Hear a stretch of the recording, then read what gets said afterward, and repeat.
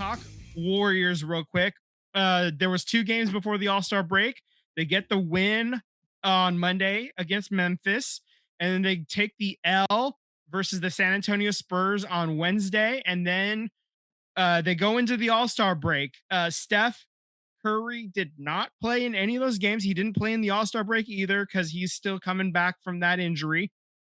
Uh, but he's expected to start playing in games at least. I think that was the last report that I saw. You didn't hear anything different, did you? No, but I mean, he is, shooting trick shots from the interview streams. So I think He's all is going to be well soon. he was close already. Yeah. He's going to be coming back soon, and it sounded like Kristaps Porzingis is going to be getting into some games here real quick too. So we're going to get to see the new toys in action. So I mean, I can't wait, man.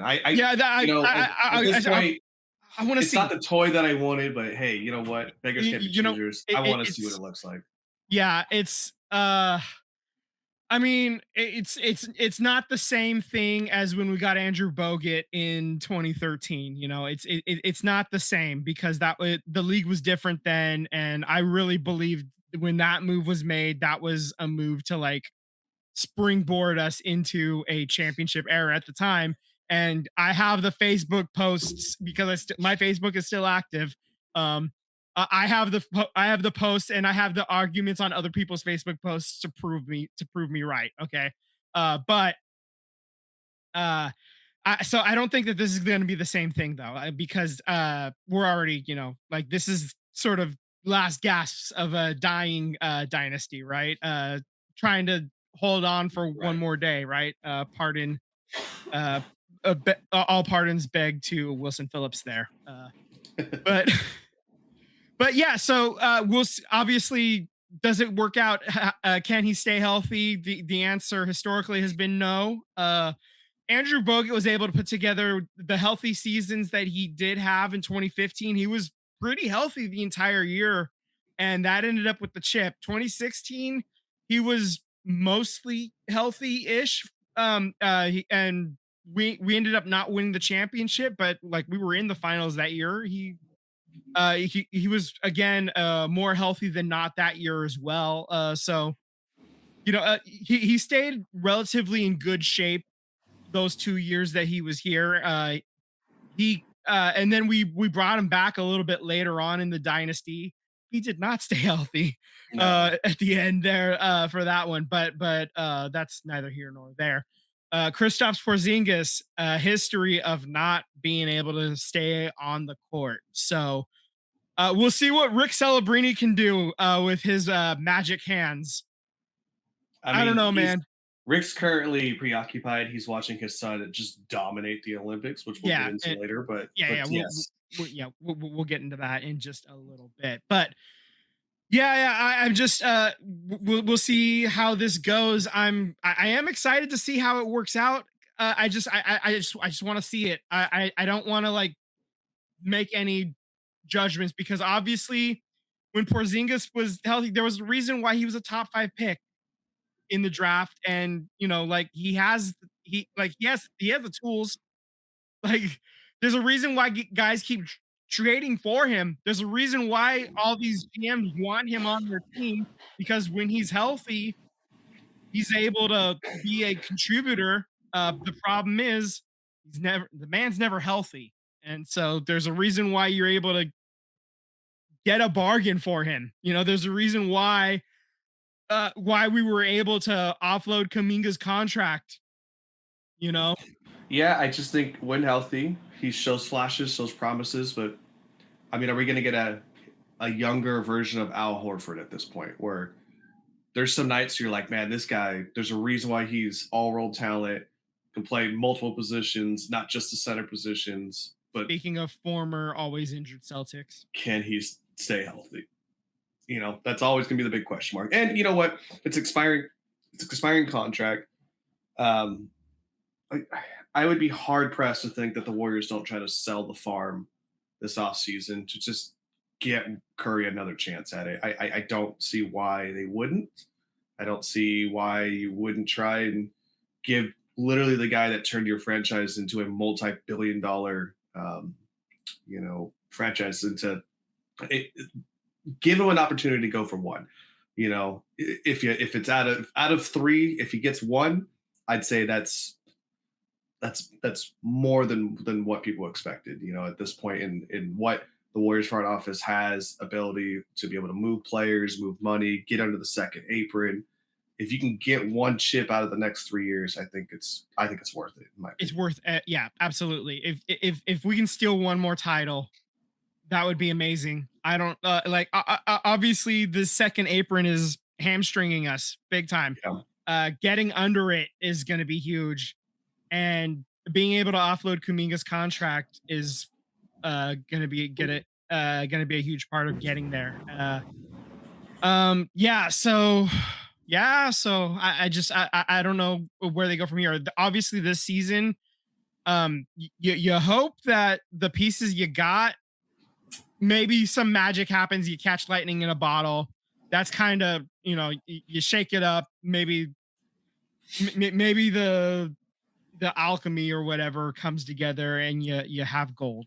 That's kind of, you're just hoping something magical happens and they kind of yeah, catch fire and everybody can kind of stay healthy. And that's at this point, that's all you really hope for, because right now you're sitting in eighth. Seventh place is 3 games out in front of you. Ninth place is 2.5 games back of you. So you're kind of locked in, kind of evenly spaced between the two. So and that's kind of where the Warriors have been for the last month and a half at this point. Really, agreed. like they've been like not close enough to catch seventh, not far, and ninth has been far enough back that they've just kind of been maintaining distance between, like they've been it's just kind of like driving a safe distance on the freeway. They've been like like just kind of cruising along in like that middle lane, uh just maintaining that safe distance, 10-2 in the eighth seed. They're just kind of cruising along, gonna be traveling to somewhere for that first play-in game. Right now, as the standings sit, the Phoenix Suns hold that seventh seed. They're only a game and a half back of Minnesota, though, for the sixth seed, and the Lakers also are percentage points ahead of Minnesota for the 5 seed. They've played 2 fewer games. They have one fewer win, but one fewer loss as well. So yeah, Yeah, you that's never know what happens there. So we'll see. We'll see how that all shakes out. Obviously, as it comes. The if only Rockets if also only have a half game. if only Minnesota had a dynamic center that could shoot the rock and play defense. Gosh, if only they had one of those. I know, right? If God, if only maybe they like, like drafted him and he was yeah, like a number one pick. yeah, I Gosh, know, it's right? crazy. You definitely wouldn't trade him away to freaking New York or something, right? You wouldn't do that because Not only an for a idiot, guy, only not an for idiot. not for a guy that averages only 9 points a game. No Yeah, way. no, only an idiot would trade away a guy when you have it too. Oh my Yeah. god, it's Uh, Carl Anthony Towns right there that we're talking about. For those who are not paying attention, not for those who are playing the home game. yeah, yeah. Anyway, okay, so just kind of checking in the standings. I was referencing the ninth seed. That's the Trailblazers.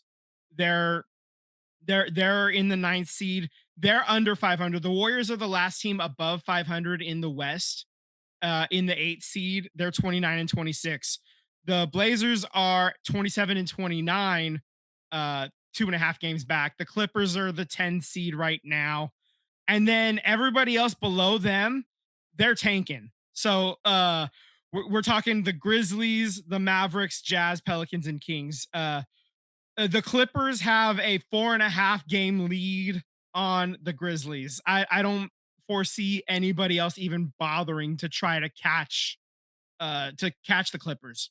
I think I think the 10 teams are locked in the West. I really do. I don't see anybody trying to make a move.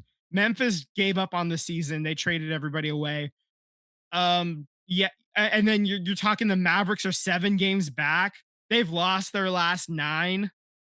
Um, the Jazz are even further back. The Pelicans and the Kings are dog shit. So, the doggest of shits, if you will. Like it's just yeah, so if we switch gears to the East, it's a little bit more interesting because just at the bottom of the table, the Hornets, uh 26 and 29 in the ninth seed. The Hawks are only a half a game back in the 10 seed. Even on wins, they only have 1 game back in the loss column, so they're a half game back in the standings. The Bulls are only a game and a half out of the of the playing tournament, but they've lost their last 6. The Hawks have lost their last 3 though, so it's starting to fall off a little bit. The Bucks have won 2 in a row. They're 5-5 in their last 10. They're tied in like in the standings. They're a little bit behind in the points percentage with the Bulls though. So they're I am a gonna watch game and the a half Hawks back. a little So bit, just because I'm just curious, like, see how Kuminga integrates in yeah, there, yeah. I mean, and it's Buddy it's Healed his too. team. And Buddy, Yeah, I am gonna miss Buddy like that. Oh, the goodbye message. yeah. Oh, Jimmy. Oh, a I'm little gonna miss some roasting of on my the way out. teammates. Oh man. Yeah. But then after the Bucks and the Bulls, the Nets, the Pacers, and the Wizards, those guys aren't even trying. The Pacers, when Halliburton got injured in the finals, they basically the tankathon was on for them. It's just amazing. They're in the finals. You're all world player blows his knee out. All of a sudden, you can tank and try to go for the bottom of the barrel, try to get another, you know, all world caliber player, and then you get, let's say it works.